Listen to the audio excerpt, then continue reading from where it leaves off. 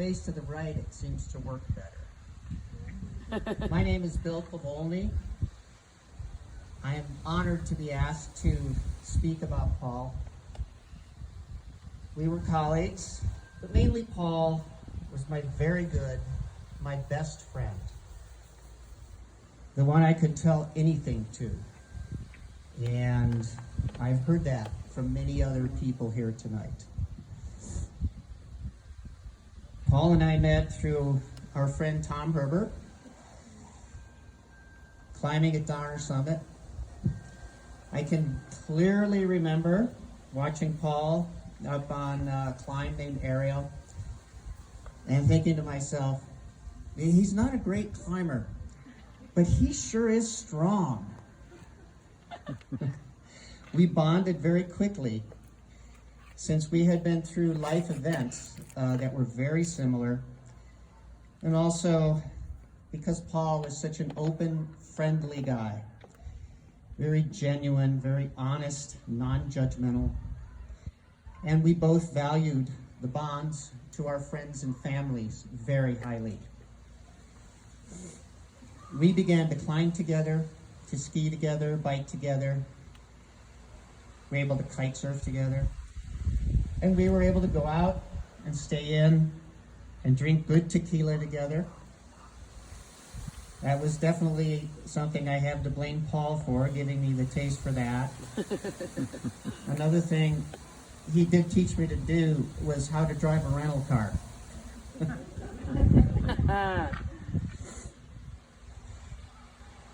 So a few stories. So many good times that we had. Rena and I remember when we were with Paul in Mexico or other places, but mostly there we remember just laughing, and laughing.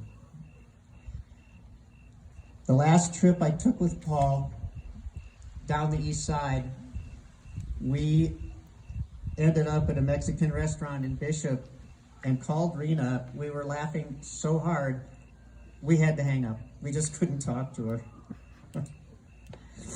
And there are a lot of stories about Paul in Bishop that we can maybe tell later.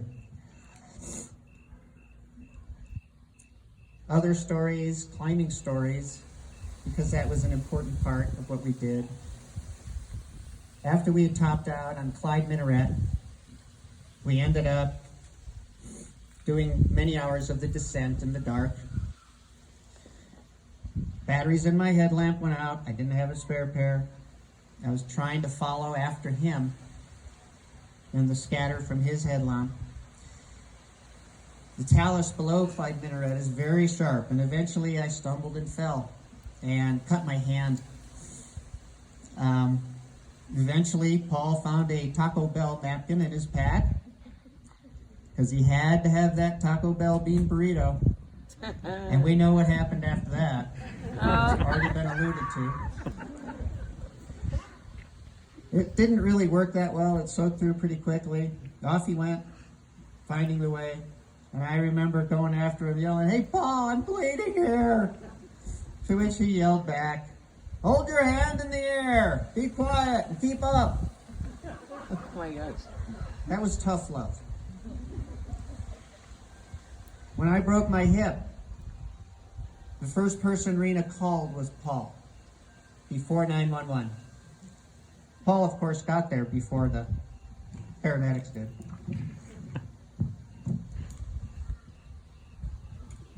Another climbing adventure, we'd had a really great climb on Temple Crag. We went back to do another route. Both routes start in a big apron. It's above a traverse, cliff below the traverse. There's a red on the right and red on the left, and we were going to climb the one on the left. The bottom is long way, 5th class, that we were simul-climbing. But eventually the climbing got steep, and it got hard, and we realized we didn't find the entrance to the arete. And looking over, we could tell we weren't going to make it over there. So we backed off and did rappel after rappel after rappel in the dark. Eventually, 11, 12 at night. I was exhausted. I told Paul I didn't trust myself to anchor myself at the belays. He made sure that I was tied in. He made sure that we got back, found his way above that traverse. He was so strong at the end of every day. Many people have alluded to how steady and strong he was.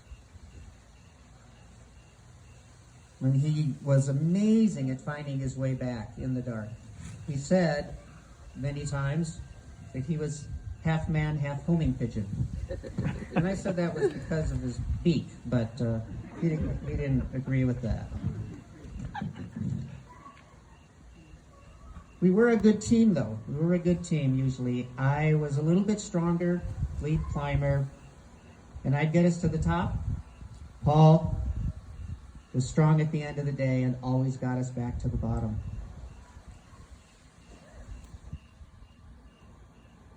We had other adventures, but as other people have alluded to, the bond between climbing partners is deep and meaningful, and is a degree of trust that you just don't find in any other relationship. And I was privileged to have that with Paul. So many other good times. We laughed a lot at many of the same things. We loved classical music. Other people have said that we could both cry when listening to it. But really, opera, kiteboarding, hiking. Did I mention tequila?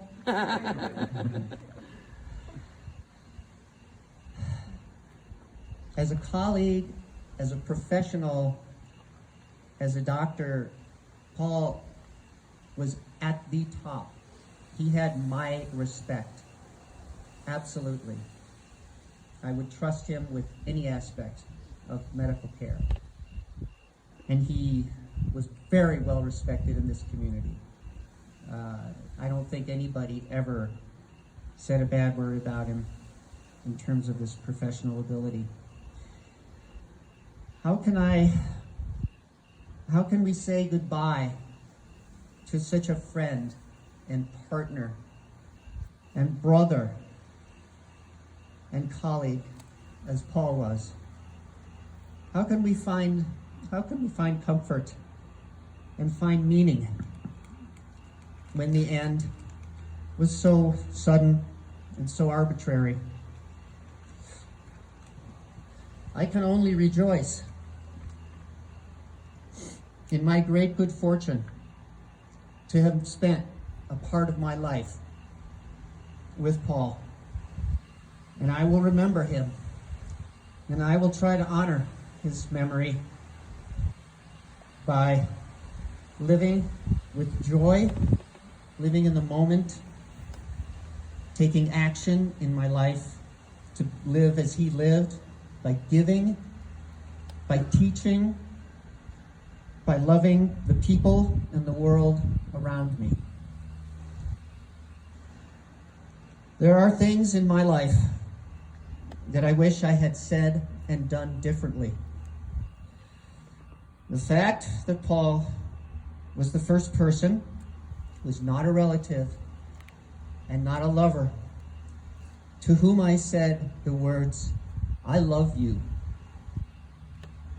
is something that I will treasure and that will give me joy now and for the rest of my life.